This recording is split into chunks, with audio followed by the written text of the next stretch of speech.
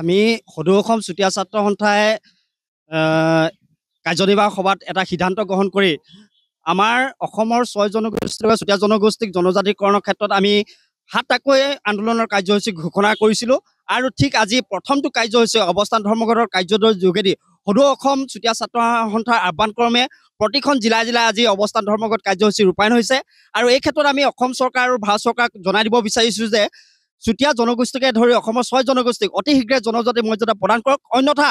ইয়াতকৈ যদি কিবা জংগী আন্দোলন কৰিবলগীয়া হয় আমি কৰিবলৈ বাধ্য। কিন্তু আপোনালোকে 2014 চনৰ পৰা 2019 চনৰ যি লোকসভা নিৰ্বাচনৰ প্ৰাক মুহূৰ্তত আপোনালোকে অসমৰ এই 6টা জনগোষ্ঠীক জনজাতি মৰ্যাদা প্ৰদান কৰা হ'ব বুলি প্ৰতিশ্ৰুতি যি দিছিল, সেই প্ৰতিশ্ৰুতি আপোনালোকে আখৰে আখৰে পালন কৰক, অন্যথা কিন্তু 2026 চনৰ যি বিধানসভা নিৰ্বাচন তাৰ প্ৰাক মুহূৰ্তত কিন্তু ইয়াৰ পৰা যি পৰিস্থিতি হ'ব এই ক্ষেত্ৰত কিন্তু অসম চৰকাৰ আৰু ভাৰত চৰকাৰৰ লগতে চৰকাৰৰ যি বিষয়ববীয়াসকল আছে তেখেতসকলে দায়ী হ'ব। কাৰণ অসমৰ 6 জনগোষ্ঠী ইতিমধ্যে জাগ্ৰত হৈছে, চুতীয়া জনগোষ্ঠী আজি জাগৃত হৈছে আৰু এই ক্ষেত্ৰত যদি তেওঁলোকে কোনো সমাধান সূত্ৰ উলিয়াব নোৱাৰে তেনেহ'লে ইয়াতকৈ জোৰদাৰ আন্দোলন কাৰ্যসূচী ঘোষণা কৰা হ'ব। চাওক, অসমৰ এজন সন্মানীয় মুখ্যমন্ত্ৰী হৈ তেখেতে যিটো মানে ইপিটি কথা কোৱা নিচিনা বিগত কংগ্ৰেছ চৰকাৰে বোলে এটা এনেধৰণৰ কিছুমান কাম কৰি গ'ল বা আমাৰ চৰকাৰে এইটো কৰিব পৰা নাই, এইটো অতি দুৰ্ভাগ্যজনক বিষয়। কাৰণ অসম চৰকাৰে এজন সন্মানীয় মুখ্যমন্ত্ৰী মহোদয়ৰ মুখৰ পৰা এনে ভাষ্য আমি কেতিয়াও প্ৰকাশ কৰিব লাগে বুলি আমি নাভাবোঁ। কাৰণ এজন মুখ্যমন্ত্ৰী চকী আসনত যেতিয়া তেওঁ বহি আছে অসমৰ প্ৰতিটো জাতি জনগোষ্ঠীৰ লগতে অসমৰ সৰ্বাংগীন ৰাইজৰ কথা তেওঁ চিন্তা কৰিব লাগিবই আৰু তেওঁ এনেধৰণৰ মন্তব্য আমি এইটো কথাই বুজিব পাৰিছোঁ যে অসমৰ 6 জনগোষ্ঠীৰ ক্ষেত্ৰত তেওঁ জনজাতিকৰণৰ ক্ষেত্ৰত যিটো মানে তেওঁ আগবঢ়াই নিব লাগিছিল এই ক্ষেত্ৰত মানে তেওঁ এটা টুলুঙা মন্তব্য দি এনেদৰে তেওঁলোকৰ কাৰ্যকাল পাৰ কৰাব বিচাৰিছে। গতিকে আমি তেখেতক আমি এই চেগতে এই গণতান্ত্ৰিক আন্দোলনৰ যোগেদি আমি তেখেতক সকীয়াই দিব বিচাৰিছোঁ তথা আহ্বান জনাব বিচাৰিছোঁ, আপুনি এখন সন্মান আসনত থাকি অসমৰ এই 6টা জনগোষ্ঠীক অতি শীঘ্ৰে জনজাতিকৰণৰ লগতে আমাৰ চুতীয়া জনগোষ্ঠীক স্বায়ত্ব শাসন আৰু অসমত থকা আমাৰ প্ৰাচীন কীৰ্তিচিহ্নসমূহ সংৰক্ষণ আৰু সৌন্দৰ্য বৰ্ধনৰ ক্ষেত্ৰত আপুনি আগবঢ়াওক। আৰু এইখিনিতে আপোনালোকক জনাব বিচাৰোঁ 2019 বৰ্ষত যিহেতু অসম চৰকাৰৰ এজন কেন্দ্ৰীয় মন্ত্ৰী আহি কেশৱ মহন্ত ডাঙৰীয়া আহি অসমৰ শদিয়াৰ পৰা অৰুণাচল প্ৰদেশলৈ আমাৰ যি পুৰণা কীৰ্তিচিহ্নসমূহ আছিল তেওঁলোকে পৰিদৰ্শন কৰি গ'ল, কিন্তু তেওঁলোকৰ এই সজাতি দলটোৱে এতিয়ালৈকে কি পদক্ষেপ লৈছে তেওঁলোকে আমাক আশ্বাস প্ৰদান কৰি গৈছিল আমি সৌন্দৰ্য বৰ্ধনৰ ক্ষেত্ৰত আমি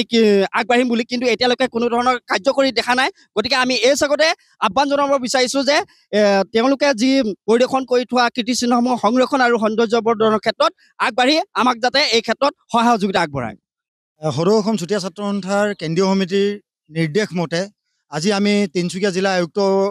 কাৰ্যালয়ৰ সন্মুখত সদৌ অসম চুতীয়া ছাত্ৰ সন্থাৰ তিনিচুকীয়া জিলা সমিতিয়ে 2 ঘণ্টীয়া অৱস্থান ধৰ্মঘট পালন কৰিছোঁ। ইয়াৰ কাৰণ হ'ল যে বাৰম্বাৰ আপোনালোকে দেখি আহিছে যে বাৰম্বাৰ কেন্দ্ৰীয় আৰু ৰাজ্য শাসনাধীষ্ঠ চৰকাৰে কিন্তু চুতীয়া জনগোষ্ঠীক প্ৰতাৰণা কৰা পৰিলক্ষিত হৈ আহিছে আৰু চুতীয়া জনগোষ্ঠীৰ জনজাতিকৰণৰ মৰ্যাদা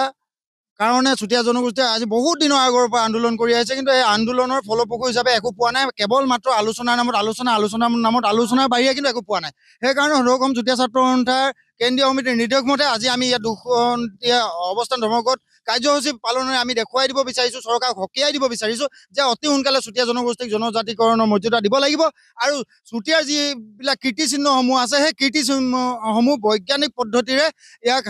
সংৰক্ষণ কৰাৰ ব্যৱস্থা কৰিব লাগিব। চাওক, নিশ্চয়কৈ আপোনালোকে দেখিছে যে যেতিয়া নিৰ্বাচন সমাগত হয় তেতিয়াই কিন্তু এটা ললিপপৰ দ্বাৰা এটা টোপ দিব বিচৰা হয় বিশেষকৈ অসমৰ 6 জনগোষ্ঠীক আৰু চুতীয়াসকলকো তেনেধৰণে সদায় প্ৰতাৰণাৰ পাছত প্ৰতাৰণা কৰিছে। এতিয়া আমি গণতান্ত্ৰিক আন্দোলন কৰিছোঁ আৰু চৰকাৰক আমি আহ্বান জনাইছোঁ যে অতি সোনকালে চুতীয়া জনগোষ্ঠীকে ধৰি আৰু 5টা জনগোষ্ঠীক